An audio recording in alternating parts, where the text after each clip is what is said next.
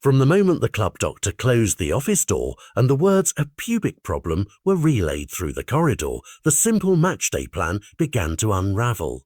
Hansi Flick had prepared a short practical press appearance to explain why one of the team's most electrifying threats would be missing against Valencia, but what he encountered on Saturday was not a neat medical update. It was a rupture in trust that suddenly carried enormous consequence. Lamine had returned from Spain's international duty carrying pain. He had been involved heavily with the national team, appearing for long spells, 2 intense outings that clocked deep into the second half, and by the time he came back to Barcelona, he was not quite right. The expectation within the club, according to staff who spoke to insiders, was that whatever discomfort he felt would be minor and manageable. What Flick discovered was more serious, and the timing could not have been worse. A La Liga tie against Valencia, and lurking on the calendar, a Champions League clash with Newcastle that every fan knows can define a season. When Flick addressed the media, the surface detail was simple. Lamine would not play. Behind that sentence was a coach who felt blindsided. For someone who cut his teeth in the international game, Flick understands the complex ballet between national federations and top clubs. That is precisely why his reaction carried weight. He did not sound merely disappointed, he sounded wounded and angry. He questioned why a player who seemed to be carrying discomfort had been so heavily used by Spain, and why that information had not been transparently handled in a way that let Barcelona manage the teenager's recovery. The specifics, long minutes in 2 matches, symptoms that did not vanish on the flight back, gave substance to his frustration. To Flick, this was not only about one game but about safeguarding a young career and protecting a club's competitive project. On the pitch, the consequences are immediate and practical. Losing Lamine for Valencia strips Barcelona of a type of unpredictable attacking spark that opponents dread.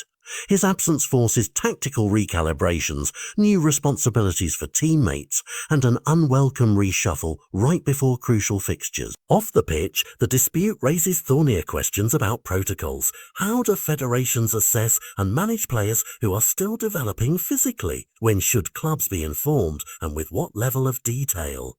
Those questions are not theoretical for Barcelona. They go straight to selection decisions, to medical trust, and to how the club plans the rest of its season. If the pubic problem keeps Lamine out longer, the ripples will be felt in training rhythms, in youth progression plans, and in how the manager prioritizes matches. There is also human element. A teenager, lauded for his fearless moments on the field, being caught in an argument between grown institutions. For a player whose development depends as much on careful management as on natural talent, the incident becomes a cautionary tale. Fans want answers and accountability. The press will pass every sentence Flick offered and every public response from Spain's camp. In the background, club executives will be assessing options. Do they seek formal guarantees from federations in future windows?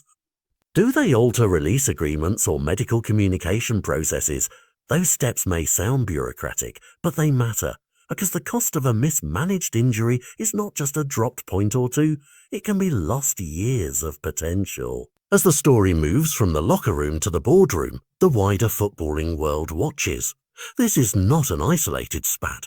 It taps into an enduring tension between clubs that invest heavily in players and national teams that often demand everything in short, intense bursts. How Barcelona chooses to respond, publicly and privately, will shape relationships with the Spanish Federation, influence how managers treat risk with young talent, and possibly nudge governing bodies to sharpen protocols. For now, there are immediate things to track: the exact medical prognosis for Lamine, Barcelona's line-up adjustments for Valencia, the manager's tactical plan for Newcastle, and any formal exchanges between the club and Spain. At heart, the episode is a test of player protection systems, of institutional transparency, and of whether a club can successfully guard its future stars from the pressures of another calendar. Hansi Flick's fury is the headline, but beneath it are choices that will define how elite football balances short-term national demands with long-term development.